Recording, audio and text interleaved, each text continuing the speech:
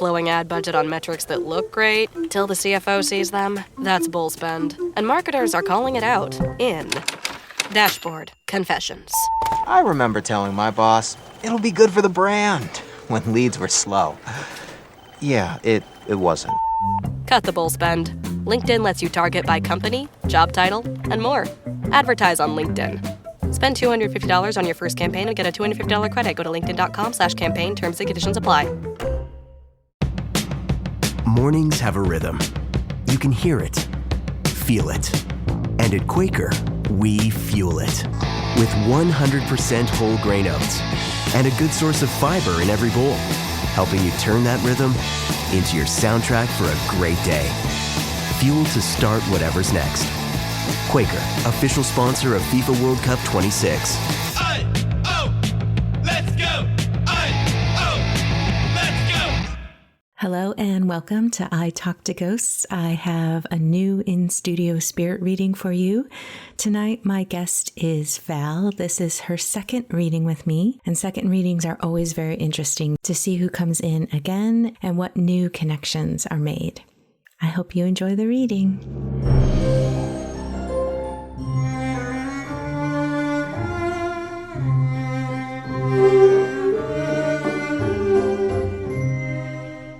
Are we just going to open the space and see who's here for you today? Well, I do have one specific person in mind, so Okay. I don't know if we want to start with having the open space and see who jumps out first. Yeah, we can do that. And I can definitely ask later if they don't make their appearance. I do like to respect the order of things coming in and everything. But all right, let me see. Okay. So the energy that is coming in for you right away, there's two different personalities. This feels like mother energy and father energy that's coming in. Mother energy is very heart energy. Like she was passionate with her heart and she led with her emotions. And there's some sorrow there as well in her life, that it was just hard for her heart. Does that make sense? Yeah. So with my mom, she was very much a Pisces, so very emotional. Yeah. Like heart wounds and feeling that missing piece and it bringing up that sadness.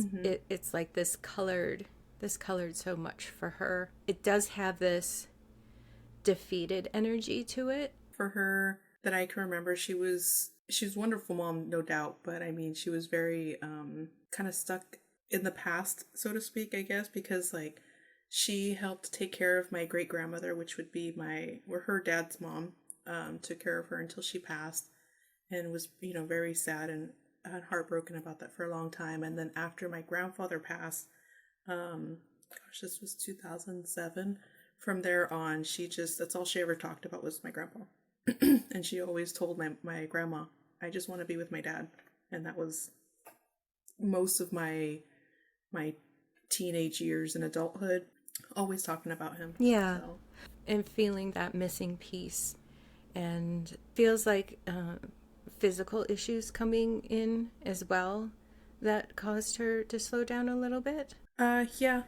So she worked at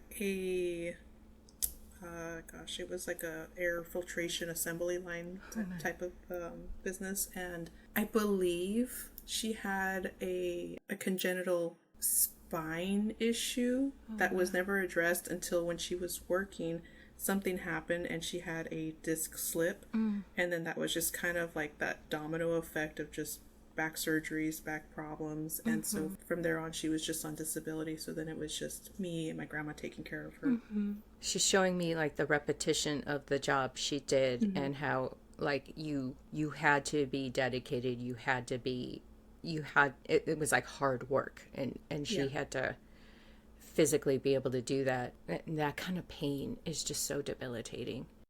Especially because a lot of people, it's that invisible pain, so they're just like, we don't see it, so it doesn't seem that bad. Right. But she was, like I said, she had like 2 or 3 back surgeries with a staph infection that kind of prolonged a lot of that process. And then by the time she got really sick, she ended up with, very out of the blue, was anaplastic thyroid cancer. Oh, wow.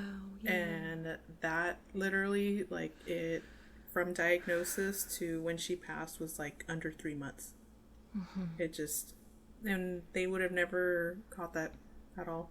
And it's very rare. So When we talk about the challenges that we had in life, I really do like to reiterate that she is expressing these things so that you can recognize how life was, instead of the opposite of her clarity and liberation that she has now. You know, if I came in with, wow, things are so much brighter and I'm connecting with loved ones, you know, it's like, is that her? Because we need to talk about our lives and how they were as they were, so we have that evidence and we know who it is we're talking to. Yeah, there is a lot more brightness to her now. It's almost like you can feel the energy of who she was before all this happened. And she comes in very bright, very loving, very nurturing towards nature and animals and small things. Does that make sense? yeah. Oh yeah. And that's who her soul is. And she wants to offer that we shed the burdens when we transition. And it is a very big change. And your dad has passed as well? Yeah. He is coming in with a lot of intelligence. He seems like a smart guy, like practical smart, Definitely was. but also very, I'm looking at things differently, figuring things out differently. And his humor, Gosh. he has a great smile. He was very corny. His humor, yeah. His humor is coming in with, it's the kind of humor that's like, I don't know how you manage to retain this humor in life. It's like it never dulled. It never dimmed. No, I mean, so his story. So early 2000s, he was diagnosed with adenoid cystic carcinoma. Typically, the timeline on that is anywhere from maybe 3 to 7 years. But he dealt with that for almost 20 years. So he definitely surpassed anything that the doctors had predicted. And with that, he had 3 surgeries. I think his second one was where it was wrapped around his optic nerve, so he ended up losing his right eye.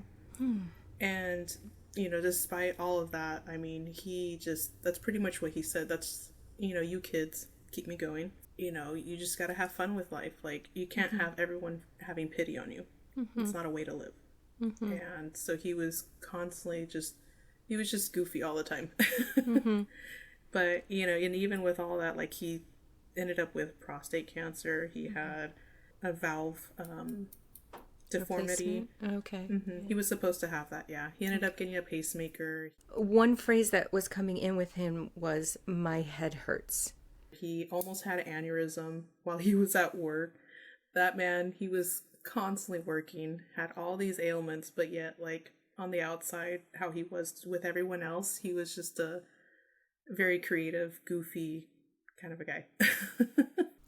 With him, as you're talking, I was seeing birthday cakes with candles and this feeling of you gotta celebrate everything. And I'm also getting a visual of driving in the car with the windows down. It feels like going to the beach. So with his all of his medical treatments and appointments and stuff, we went to San Francisco a lot. So we definitely had a lot of scenic drives going out there. So Your dad really wants to come in with some advice for dealing with overthinking. Yep, that's me. And your dad feels like he has a lot of inspiration and mental energy, and he kind of navigated, not to say he didn't have that warm heart and that humor, but he really wanted to plan things.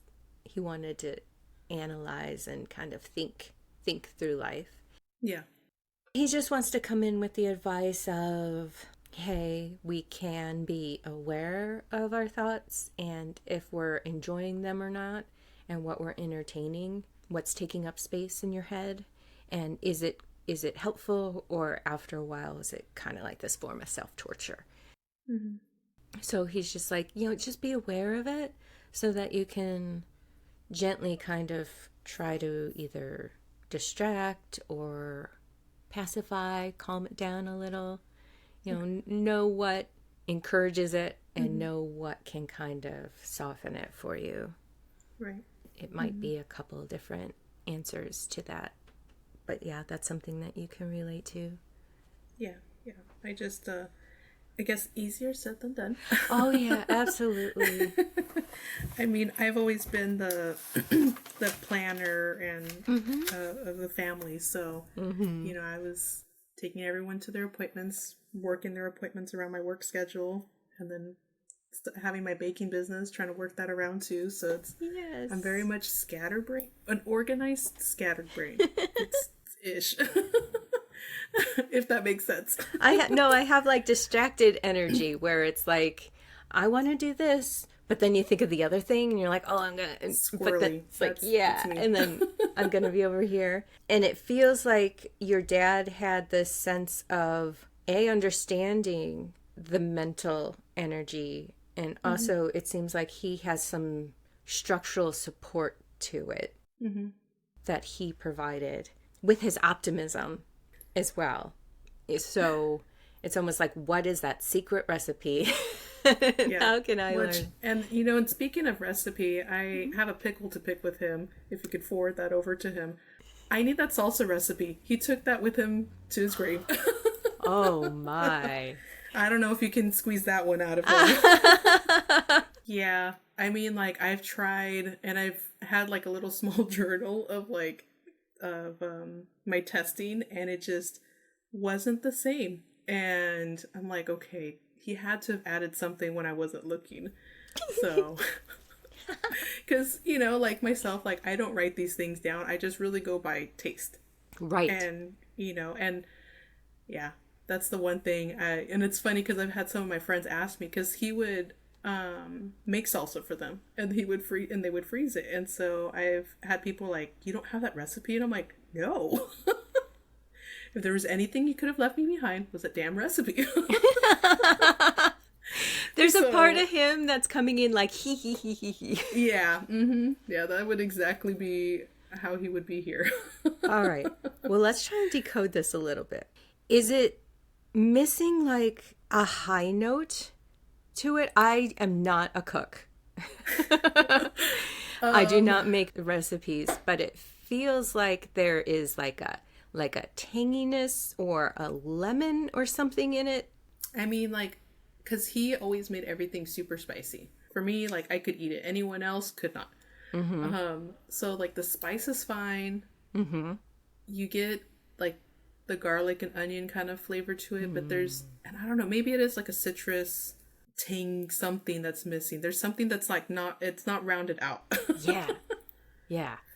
I don't know. Humor me and try and put a little lemon in it. Okay. Who knows? Oh my gosh. It's like recipe making from the other side. Follow-up episode. Oh, don't let that catch on, because I am not a cook. But maybe that's exactly what we need, right? The objectivity of it. I don't think it's multiple ingredients. I think you're right. I think it's just one little thing. Yeah. Okay. This is what I'm feeling. I'm feeling this older male energy coming in, and he is like, it feels like there's this family momentum because of him. That, like, if you can look at family events, his actions like either shaped where you live now or something like that, where it's like, oh, this changed things. Does that make sense? Kind of, yeah. Okay. Like, he decided, no more of this, I'm going to do that. And then the family went on from there. does it kind of feel like a stubbornness in a way, or because that runs a lot in the family too. Okay, let's see. Well, it's definitely has this feeling of perseverance to it. Okay.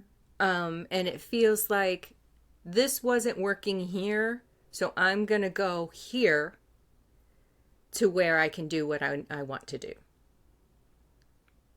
Does that make sense? Yeah. I mean, that kind of sounds still more like my dad. Okay. And like you said, maybe that runs in the family. That perseverance of, if it's not working, change it. Mm-hmm. And that you have to actively, you can't just sit there and hope that someone's going to knock on your door and say, hey, it's better now.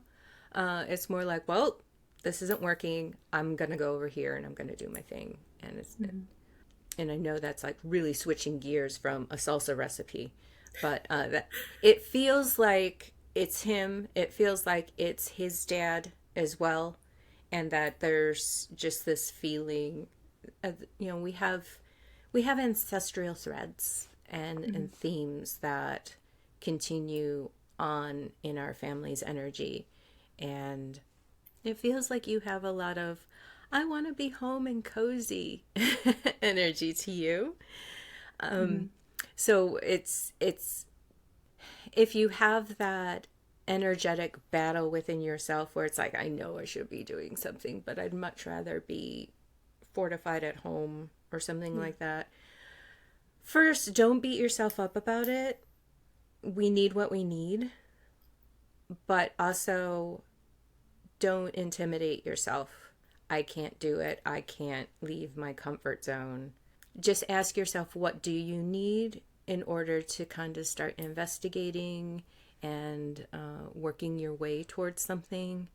I think there's just more than one way to do things. I think we can be crafty and clever and with a good heart kind of work our way towards things. And yeah, you are really good at planning. So there's this energy of just make the plan and play at the step you're on. I think so. I think next year will be almost 10 years. Yeah, 10 years next year of my mom being gone. And kind of between that year 1 and year 7, or give or take, I think like that whole time I was very much like, I need to be at home. I don't, quote unquote, deserve to have fun or all these things. It was a lot of internal dialogue that I had with myself, and it just not feeling guilty, having any sort of pleasure in life, and so I've gotten really a lot better about that. And I think with like my dad passing, because actually yesterday was his 3-year, with that I've been a lot better. So I'm just trying to again plan and kind of find that sort of balance. I'm still like 60% of a homebody, maybe a little bit more, but getting a little bit better. So yeah, and that could be another reason why your dad is bringing it up, because he wants you to have that joy. And when we start to get out of grief mode, it can be hard to transition into enjoying life, because then we do feel guilty, because then we remember it's like, oh, I should be, but no, they want to encourage you. And plus, when you're feeling that happiness, they feel it too. And it's like you're sharing it with them. And you can, instead of feeling guilty, when your dad pops in your head, realize that it's like he's here to share this happiness and this warmth with you. that helps. Yeah.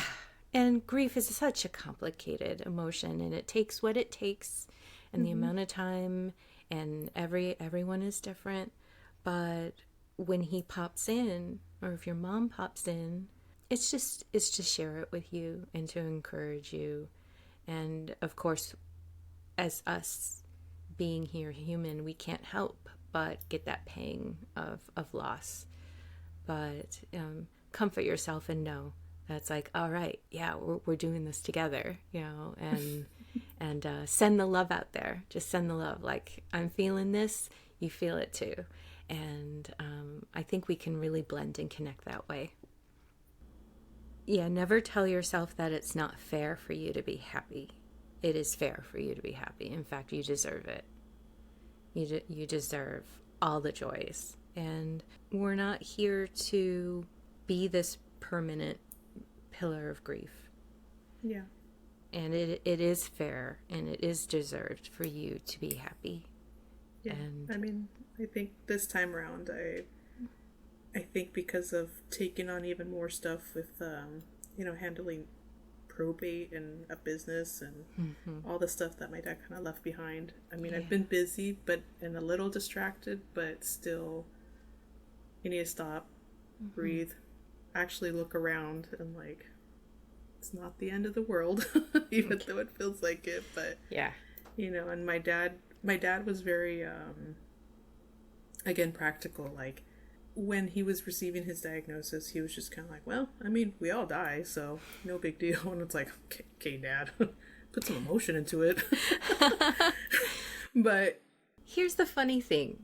He keeps coming in with these feelings of faith, though, that you're ready to tap into your spirituality and connect with that more. And that does, going off of what you just said, it's like, is this the same guy? But that's what he's coming in with. Like, you're ready to level up. You are ready to connect spiritually with your life and reconnect with any faith as you see it. But there is this feeling of you're ready to understand and integrate into the bigger, grand picture of things. And that it feels, he's bringing this up because it feels like this is a cornerstone that would really make you feel like you have a foundation. You've lost a lot of that. It's going to come from within. Okay. And that explore deep, dive deep, and just be and connect with that powerful silence of things. I think we get really distracted and spun up by the world. Oh, yeah. And when we can realize that all of that is not validating to us, when we can kind of tune it out and be like, all right, I'm in my room right now, I'm going to light a candle, and I'm just going to feel my own energy and then expand that to what am I feeling with the universe, and such simple words to say, but it can get profound. It can get no, I totally get it. Okay. So yeah, he just keeps bringing up like this would be a great foundation for you, and it would just this feeling of faith in something bigger than yourself, and you being a part of that, and those who have passed are also a part of that, and you're a part of that. Just feeling this connection, that it feels very foundational and supportive of you, so you can get that energy fused into your life, and so that when things are hectic or distracting or stressful, it's a home base to come back to. Does that make sense? Oh, yeah. Okay. And we feel free, we can talk about that offline anytime too, because okay. I have a million questions. Yes, we all have questions. Trust me, I'm in that same boat, and it's just necessary. It's very necessary in life. And he's also saying, just don't forget to laugh, because with laughter, it also brings a sense of confidence, a sense of knowing yourself. And it's a comfort. It is a comfort to have that humor, and it was really important to him. And it's just something that he wants to reinforce in you a little bit, that with laughter comes confidence. Okay. Okay. Well, I did promise I would ask you if there was someone else you were hoping would come in today for you. I think, I mean, he was the main one. Yeah. So since we previously talked about my mom on another episode, so those were my main two. Because I think at the time, when we did the episode about my mom, my dad had just passed probably like 3 months prior to that, and so I was kind of back then. I was hoping for him to pop in, but I was like, it's too soon. So, Yeah. but no, I'm very, very happy with hearing from both of them. So. Yeah. Okay. I want to give him a little bit more space. Okay. To give him that time. All right. A little bit earlier, we were talking about that motion of, I don't like this, I'm going to go to here. Or I'm going to change things, I'm going to go to here. He's talking about encouraging some kind of motion with you. It almost feels like, okay, action is going to help you ease the mental chatter about it. Like, just act. Sometimes just act. It feels like you're kind of being pulled in a couple different directions. Can you make sense of that? Where it's like, you want to go this way, but something keeps pulling you. And it could just be obligations or something else taking up your energy where you can't stay on a straight track. With the whole process of after he passed, it was, trying to sell his business, trying to make sure everything's in line for taking care of my brother, which my brother has autism, so getting a conservatorship started, making sure we still have a roof over our house, like learning all these adult things, trying to manage my own life, our home, and individuals in my house, like, maybe that's pointing to that, but I think now I'm kind of getting to more of a plateau, so to speak. I mean, I still have like probate going on. I finally sold the business a couple months ago, which was kind of a weight off my shoulders. Yeah. So. Yeah. Yeah. I can definitely see that because there's this financial aspect to it, and hopefully you can sleep a little bit better now. A little bit. You've gotten into this pattern of your brain waking up like bing and what needs to be done, what needs to be worried about. This is still ongoing. And like, at least with that buttoned up, you try to be able to start telling yourself it's like, things are checked off the list. Yeah. Can't do anything about it at 2 a.m. anyway. Whatever you can do to distract that chatter if it shows up. I mean, I think like a lot of that inner chatter, like that's kind of slowed down a little bit because I've gotten into weightlifting, like powerlifting. So I try to save up all of my energy, all my little anxieties, and I'm like, I'm gonna put it towards this like little gym sesh. Yeah. And it's helped quite a bit. So it's not zero, but I mean it's helped quite a bit. So there you go. The do something, the action. Yeah. Requiet the thoughts by doing, by acting. That is a perfect example of that. So yay, encouragement. Okay. I do have a couple of messages that I wrote down before we met. And I can send you a picture of this as well if you'd like. But it says seek inspiration with new ideas and clarity. It really feels like with the discussion we're having with the mental chatter and everything, it's like seeking the clarity of what are the good thoughts to be having, and also when my tummy's rumbling. Let me go make that salsa. Right. If you figure it out, please let me know. When we're inspired and it pulls us in this energetic direction of, ooh, this is great. I want to focus on this because it's just so revitalizing to have something new. And then we can see the stark difference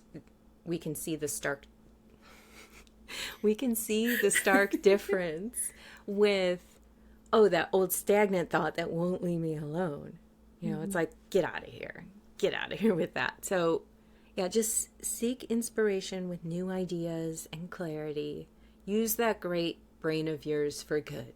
You know?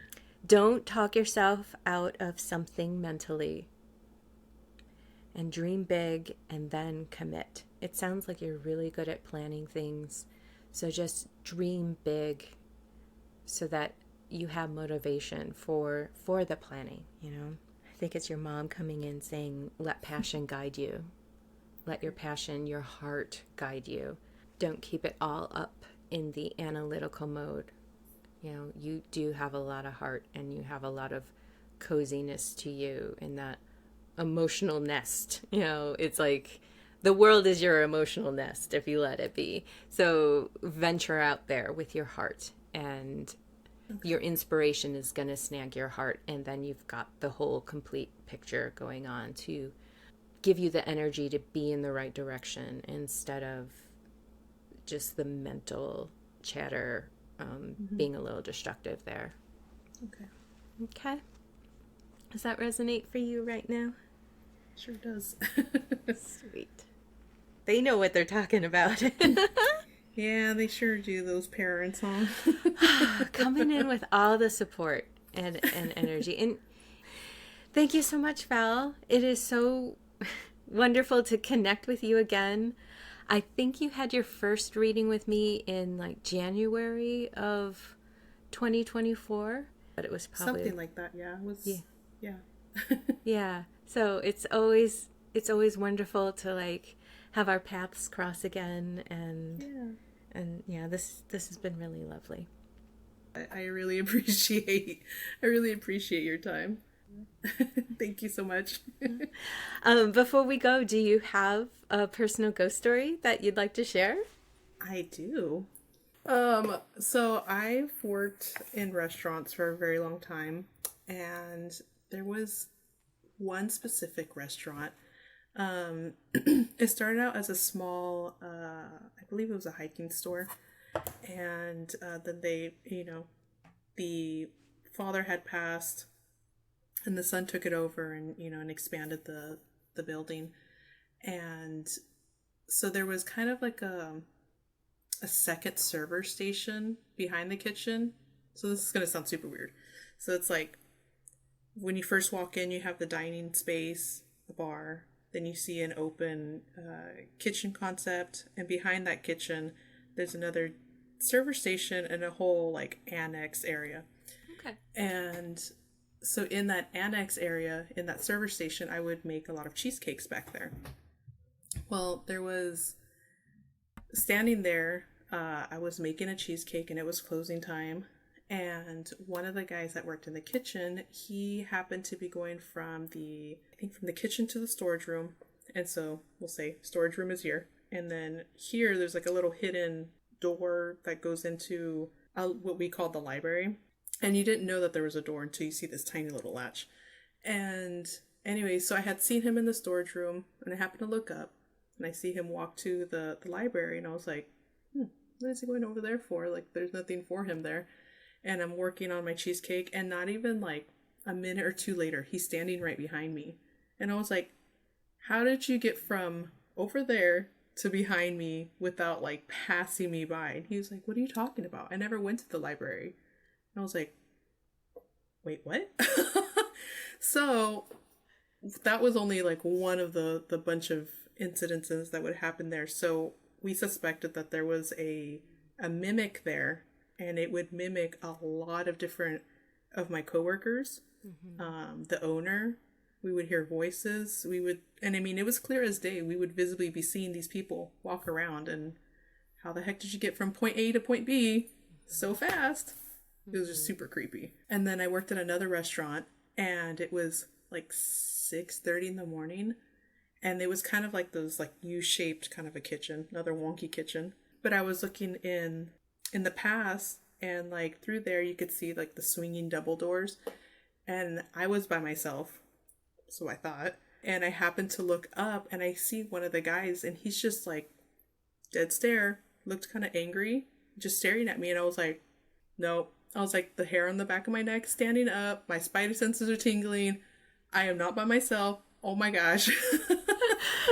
And then he just I started yelling and then walked past and I was like, do I investigate? Do I not? And I was like, no.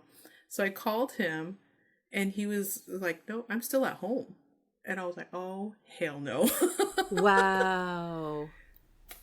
Yeah, so. 2 different places that had mimic activity. Right. And so, which makes me wonder if, like, if this is, like, a common thing within restaurants because there's so much energy there, or if, like, this is something I should worry about, that mimics are following me. Right. I don't know. I was gonna, like, you know how my brain is just everywhere, and Well, let me ask you, did anyone ever see a mimic of you? not to my knowledge. Okay, so that's interesting. Mm-hmm.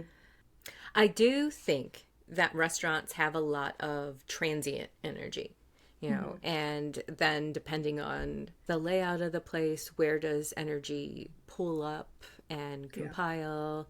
And sure, it's really interesting that they both had mimic type activity, which to me, and like, I'm no expert with all the answers, but to me, mimic energy is pulling, it's working with the energy that's already there to like manifest itself. So yeah, there's no way of knowing for certain, but I do think that there's just so much traffic energy going on in restaurants. And then with kitchens, those can be heightened emotion areas with the stress and the turnaround and the go, go, go.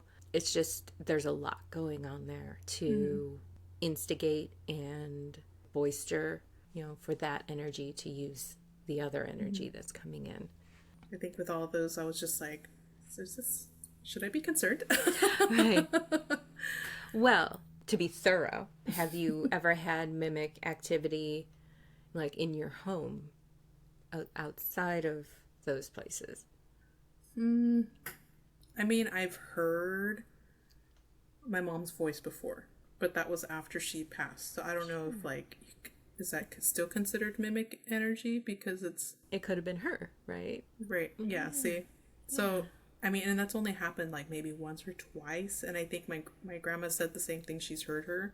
But otherwise, I don't think so. Yeah. I would be inclined to think that it's that kind of activity is feeding off of that high flow energy, of the restaurants. And you yourself are just attuned with the ability to see it and to sense it and to interact with it. So, congrats, you have. But I don't think it would be anything to concern yourself with. And you can, you know, if you ever do feel like worried or you just don't want to deal with it, you can always call your loved ones close in spirit to be like, you know, help shield me right now. And it's also okay to, like, say you're in the kitchen by yourself and you're starting to feel weird out, just with respect, say, you know what, can you back off right now? I've got to deal with this material world and leave a note for someone else. I don't think we have to be aggressive about it, but, you know, we can claim our space. We can definitely claim our space because you are on the physical plane, so you have the home team advantage, and you are allowed to influence a space with energy as much as anything else is. Nothing is ever more energetically powerful than you, especially if you're like filling a space with your love and your energy and just saying, I'm here to do good things. And just imagine that room just filled with energy and light. I've never really had an incident where that wasn't respected. So I think that when we retreat in fear, our energy is drawn closer to us, and then it leaves space for something else to invade our space. I know it's easy to be startled by something that does not seem ordinary or expected, and I think it's just really easy because we're startled and initially afraid that we assume it's something bad, But it's just like, it's like, take a deep breath, be like, all right, we're done here. Thank you. Bye-bye. My space now. You can have it back later. Just support yourself through it. Okay. Thank you. Ease the brain a little. Yeah. And I don't think we talk about it enough, how our energy matters. It's like, of course it does. We're here and we can physically affect this world. So it's like, use it and be okay and not let the fear shrink us. All right. Well, this has been an amazing conversation. Thank you, Val. Again, so good to connect for you again and connect with you again. And I just really appreciate knowing you. Thank you so much. That concludes tonight's reading. If you're interested in perhaps booking a session with me, you can visit italktoghosts.com/readings. As I record this, I have some date openings for the end of June 2026, and I'll be adding more dates soon. Thank you so much.